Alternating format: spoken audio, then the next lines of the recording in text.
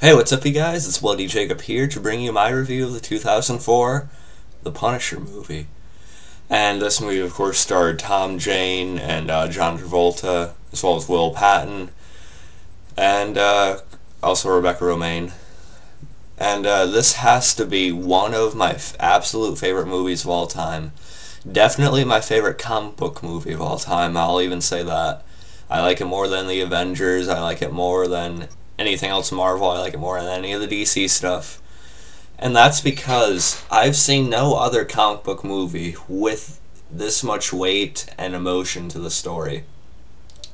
And that, of course, comes along automatically because of the Punisher character.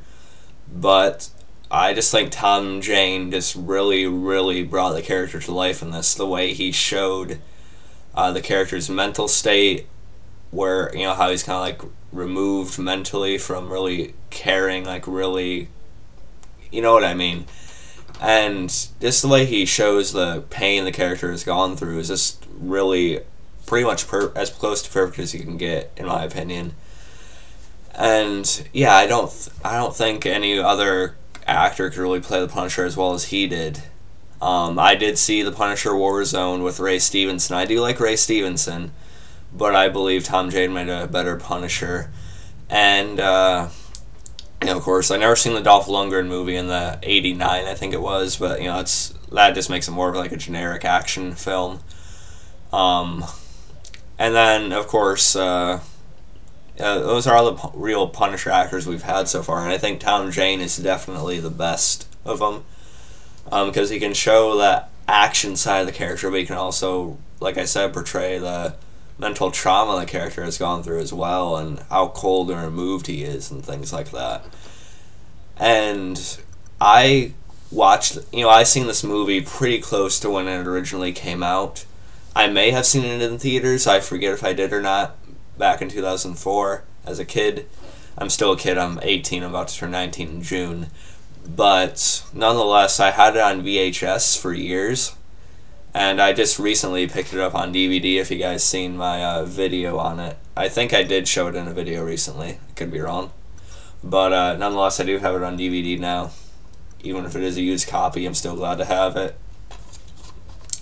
But yeah, and I watched it the other day with my girlfriend, and you know, she isn't necessarily really like into the whole superhero genre, but even she said this is on another level compared to anything else she's seen of the sort. Like, she didn't really expect this to be a Marvel movie if she didn't know beforehand, because of the grittiness and the dark origins of the character and things like that. And you know, she said she liked it more than things like Captain America and Thor and stuff like that. So that tells you it's not just me here, guys. And yeah, I really hope. I would love it if Netflix made a Punisher TV series. I think that'd be really great, especially after seeing the way they handle Daredevil.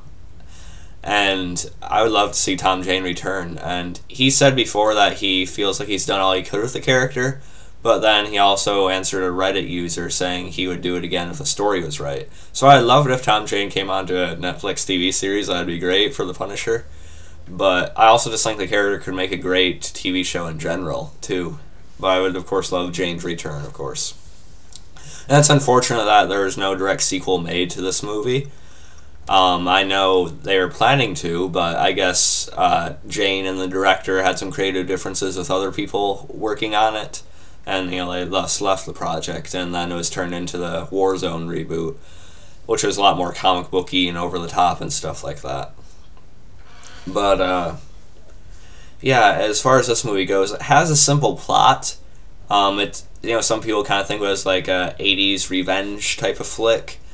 And yes, you could still kind of call it like an '80s, not really '80s, but more like, you know, you could still call it like a revenge flick, but except if you look at the psychology of what the character becomes towards the end of the movie, you'll see, you know, it's more about punishment and, you know, a more twisted form of justice and things like that.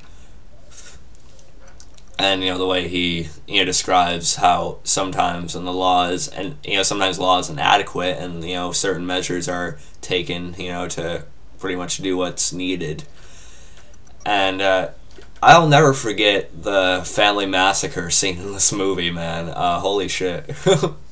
Of course, we've seen like characters' wives and kids be killed in movies before, of course, but I don't remember any other comic book movie, especially, or any very many movies in general that I've seen that have just shown like flat out a main character's like entire family just being shot left and right, shot to death. Like boom, there goes his mom. Then his dad eventually dies, and then his wife and kids, his wife and son, I mean, are run down by a truck. Okay, and we usually don't see that stuff just flat out shown to us, And it wasn't like over the top bloody or anything like that. The movie has a realistic amount of blood and not really any gore. But, it's basically the amount of blood you'd expect from, like, an action movie, so it's really no more than that. And it didn't really need to be any more than that, either. And, that family massacre scene, man, just really hit me, because I've seen this movie quite a few times now. But when I watched it with my girlfriend yesterday, that scene where he's just narrowly too late to save his wife and, son. He goes on the dock, and he sees their bodies laying there after they're run over. And just the way we see Jane portray Frank, just completely, breaking down, and just emotionally, his eyes really expressive with that. And I'll admit, I was tearing up because of that. And if that scene, that particular moment had gone on a little bit longer of his initial reaction to seeing that, I probably would have started crying myself, actually. I'm not going to lie here. So yeah, it's really interesting that it actually hit me, and at my heartstrings more than it did when I first seen it. But I think that's because I'm older now. I'm sort of more in tune with emotions on TV shows and movies and things like that. So I feel like I can pick up on those types of things more now, so that's probably one of the reasons. But it's still really cool to me that I can still get to me like that, even though I've seen it how many times. And yeah, my girlfriend was pretty upset during that scene too. But yeah, rightfully so. And yeah, just a very satisfying type of movie after seeing that happen to his family.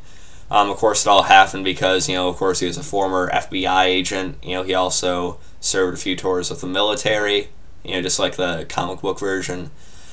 And, he was undercover as, a guy named, with his alias Otto Creed, I think the name was, he used. At the beginning of the movie, we see, John Travolta's character, Howard Saint, his son Bobby, is killed. And, he completely blames, the guy who is Otto Creed, and who he finds out is actually still alive and things like that. Then he actually has it arranged to pay certain members of the FBI off in order to give the real identity of him, which is, of course, Frank Castle. And at first, Mr. Saints, John Travolta's character, is wanting to just sort of like take revenge on him, just him alone, but then his wife sort of pushes it to the point of his whole family. And yeah, so you could argue that maybe Liv in the movie, Mr. Saint's wife, was the one, really the one that pushed it as far as it went. But then again, Mr. Saint's the one with the power to really, make sure it's done exactly in that sense. So he's still the one really behind it all. And yeah, and just to see, Frank eventually coming back, and he goes back, he does interact with his former buddies at the FBI a little bit, and saying that, it's been 5 months since, that happened, and I don't see one guy in jail yet. And, it's basically him shaking his head at the corruption within the department. And I think if there was a sequel or two to this movie, we would have seen, like, who in particular exactly gave over his identity, which kind of caused all this to happen. So I think that could have been touched on a little bit more in a sequel. But nonetheless, it would have also been cool to see, like, how his friend, his African-American friend that, was at his retirement party and stuff, how he would have handled Frank going off. He probably would have thought Frank was going off the rails with what he's doing now. But it would have been interesting to see how they would have handled each other and things like that. But that could have been done in a sequel, but now we'll never know.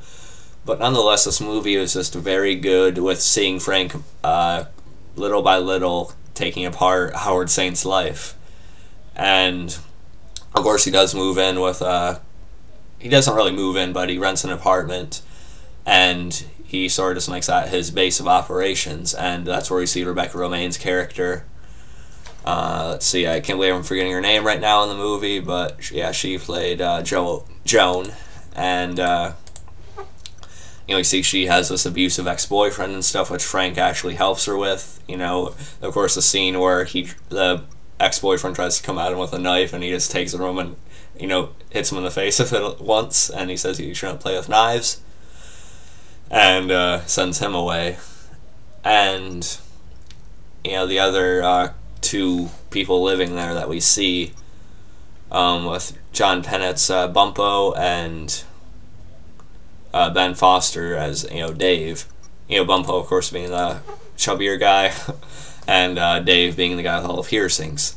And we see they're just really scared of him, but then when he helps Joan, they sort of look at him a little bit differently.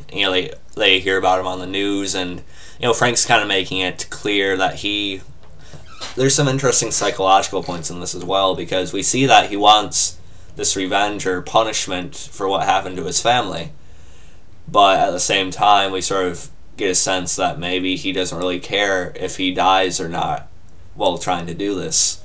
Maybe part of him actually wants to join his family. Maybe a part of him actually wants to just, die. You know what I mean?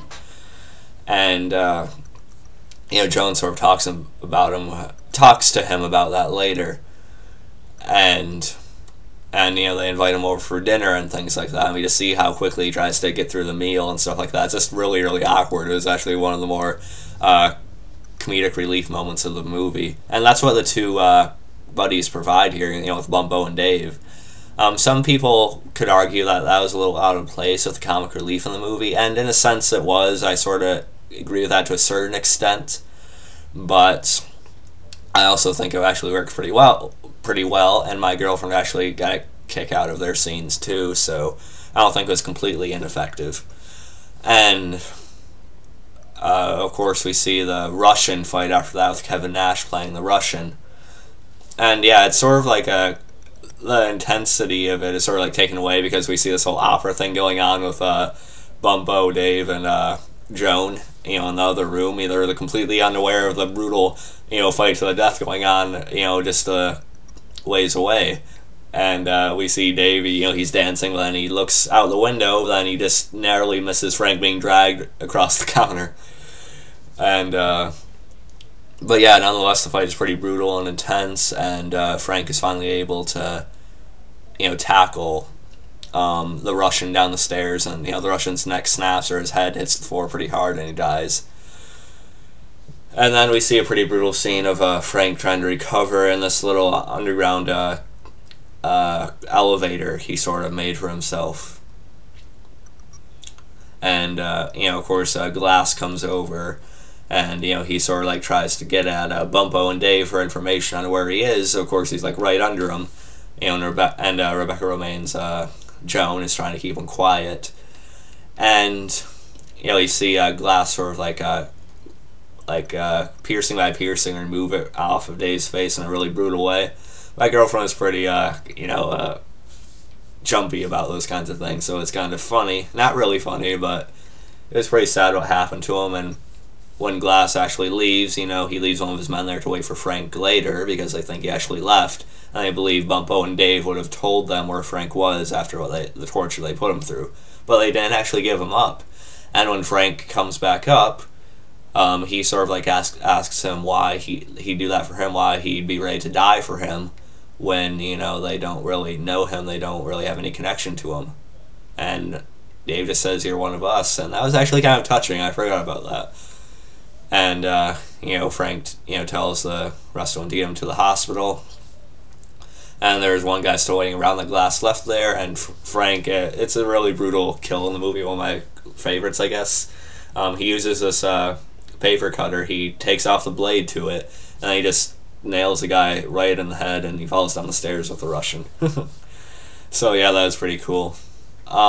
And also, when he's trying to pick apart Howard Saint's life, we see that Glass is actually gay. And, of course, I know the actor Will Patton from, excuse me. Of course, from the Denzel Washington Remember the Titans movie. And we see that his character Glass is actually gay. And so Frank starts using that against the whole Saint thing. And he actually sets it up to make it look like Mr. Saint's wife, Liv, and Glass are actually having an affair. Which Mr. Saint might have been slightly suspicious of beforehand, because we see the way he was looking at them dancing earlier in the movie. But now Frank sets up Liv getting all these parking tickets and then removes the fire hydrant before she gets back. And then he makes it look like Glass and Liv were at the hotel, you know, like 2 Thursdays in a row together. And, yeah, that causes Mr. Saint to basically kill both his best friend and his wife. And, yeah, you ask yourself, what could be worse than, you know, having a guy's whole family slaughtered? And the only way you could do that is to have the guy do it himself. And so Frank basically set up Saint to basically kill the 2 people that meant the most to him. His best friend, he killed himself, and his wife, he also ended up killing himself as well. So that is almost even worse than, you know, what Mr. Saint had done to Frank. Arguably, that's debatable still, but it was like the one way he could like sort of like one-up him, you know what I mean?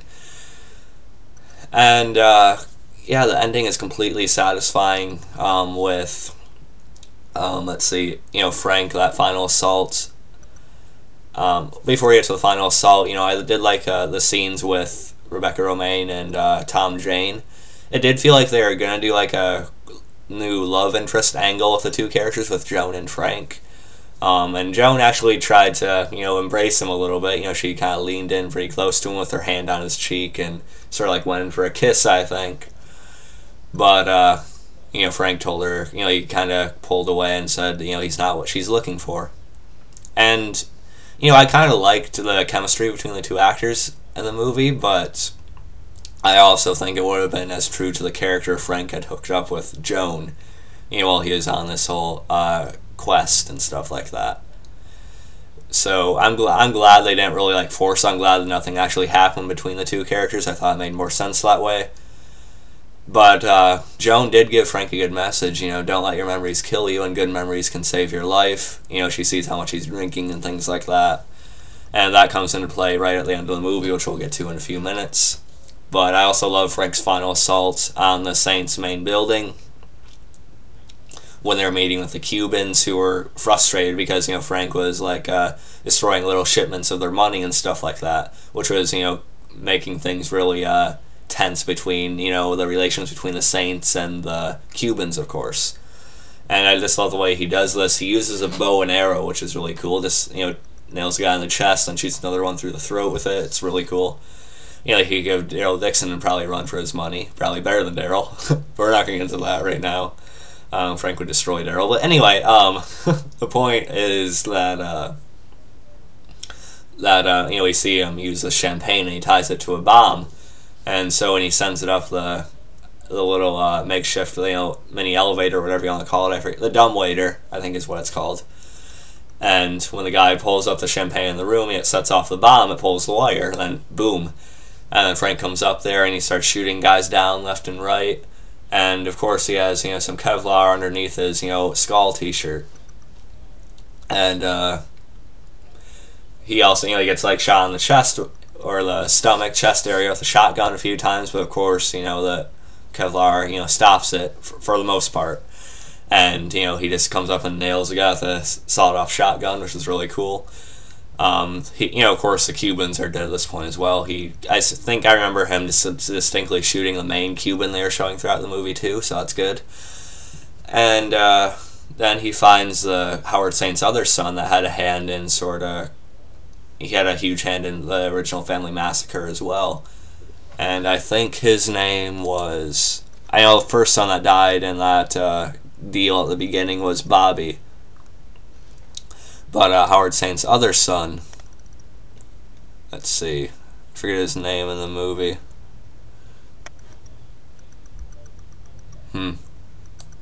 Okay, well, I guess I can't really remember his name right now, but let's see. I apologize about this. Give me a second to see if I can find out the character's name. Yeah, John Saint. Okay, yeah. Howard Saint is Travolta, and his other son is John Saint. Okay. Anyway, and he gives John Saint a really cruel death. He gives him like this 8-pound explosive, and he ties it to the wire while his arms outstretched after the explosion, and his other arms, sort of like, caught under this shelf that had fallen over, I think. And he basically explains, that it'd be hard to hold this up with an outstretched arm. He basically leaves him like that. And then when Frank has his final confrontation with Mr. Saint, Howard Saint, Frank says, "You took everything from me." Then Howard Saint says, "You killed my son." And you hear John scream and the bomb go off, killing him, of course, and both of them. And so that was pretty cool. And of course, we got our final climactic confrontation between the two. And they both kind of do this old school like draw, like showdown type of thing. And of course, Frank easily, shoots Howard down pretty quickly. And then, of course, he sort of explains to Howard how he basically made him kill his best friend. "I made you kill your wife." And he shows him these photos and the earrings that he had planted in Mr. Glass's bed that Howard found earlier, when just before he killed Glass. And that was just a completely satisfying way to do it. Just sort of like putting in his face exactly what he made him do and exactly who he is and different things like that. And just sort of gets that final closure with him as much as he wants to, which I thought was really cool.